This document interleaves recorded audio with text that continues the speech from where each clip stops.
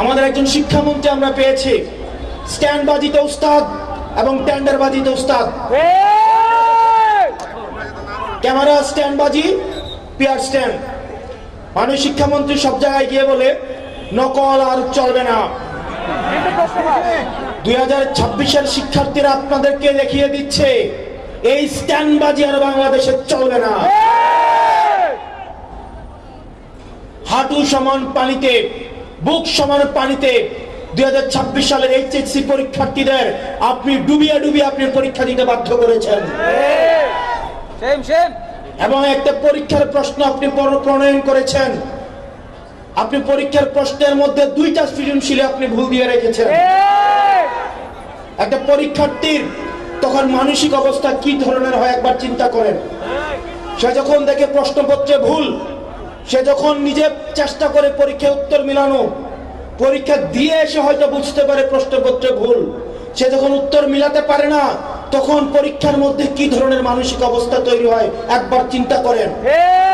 আপনারা একবার দুঃখ প্রকাশের প্রয়োজন বোধ করলেন না, বরং এই শিক্ষার্থীদেরকে আপনারা বলছেন মাদকাসক্ত। এই শিক্ষামন্ত্রী, আপনি যাদেরকে ফার্মের মুরগি বলছেন, এই ফার্মের মুরগিরা রাস্তায় এসেছে বলে আজকে শিক্ষামন্ত্রী হয়েছেন।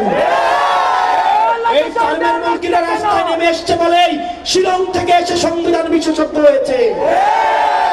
এই ফার্মের মুরগিরা রাস্তায় এসেছে বলেই আজকে লন্ডন থেকে এসে বাংলাদেশের প্রধানমন্ত্রিত্ব করছে। শিক্ষামন্ত্রীকে বলবো, শিক্ষার্থীরা গিনিপিগ নয়, শিক্ষার্থীদেরকে নিয়ে এক্সপেরিমেন্ট বন্ধ করুন। কিছুদিন পর পর একটা জিনিস ইচ্ছা হয়, আপনারা সেটা তাদের উপরে চাপিয়ে দেন, শিক্ষার্থীদের উপরে চাপিয়ে দেন। এই শিক্ষার্থীদের আপনাদের এক্সপেরিমেন্টাল টুল না, যে যখন ইচ্ছে তাদেরকে নিয়ে এক্সপেরিমেন্ট করবেন, এক্সপেরিমেন্ট ফেল করলে আবার সে এক্সপেরিমেন্ট তুলে নেবেন। কারণ আপনাদের সন্তানরা দেশে পড়াশোনা করে না, আপনাদের সন্তানরে আপনারা বিদেশে রেখে পড়াশোনা করান। পরের সন্তানদেরকে রাস্তায় রেখে রাজনীতি করাবেন, পরের সন্তানের ভবিষ্যৎকে নষ্ট করবেন, পরের সন্তানদেরকে নিয়ে এক্সপেরিমেন্ট করবেন।